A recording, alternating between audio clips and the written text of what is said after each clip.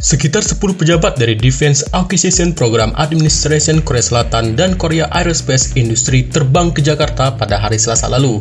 Mereka akan bertemu para pejabat Indonesia pada Rabu dan Kamis besok untuk membahas negosiasi ulang proyek pesawat jet tempur KAIFEK IFX.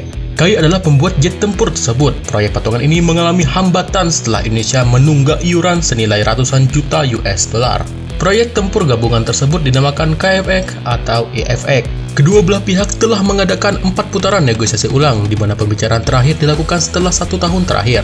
Pembicaraan itu termasuk pertemuan pertama sejak Menteri Pertahanan Prabowo Subianto menjabat pada Oktober yang lalu.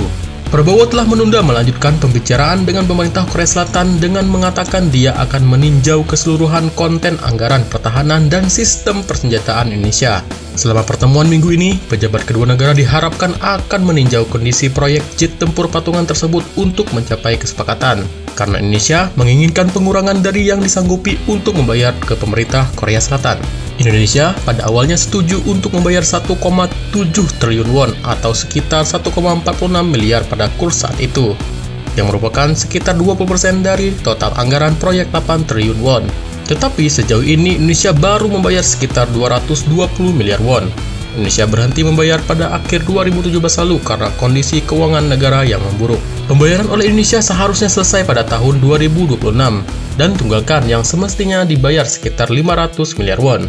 Menurut pejabat KAI, seperti dikutip Korean Times, pihak Indonesia ingin menurunkan kontribusinya dari 20% yang dijanjikan menjadi 15%. Usulan tersebut dilontarkan oleh Presiden Indonesia Joko Widodo saat bertemu dengan Presiden Moon Jae-in saat berkunjung ke Korea pada September 2018 lalu.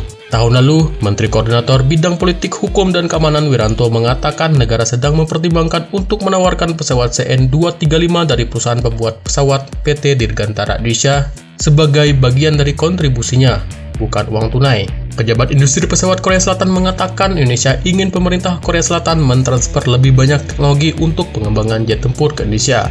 Permintaan yang oleh Korea Selatan dapat memutuskan sendiri karena beberapa teknologi tersebut terkait dengan Amerika Serikat.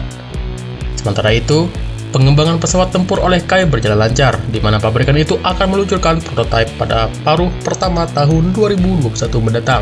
Awal bulan ini, KAI mulai merakit prototipe dari apa yang akan menjadi jet tempur yang dikembangkan secara lokal pertama di negara itu.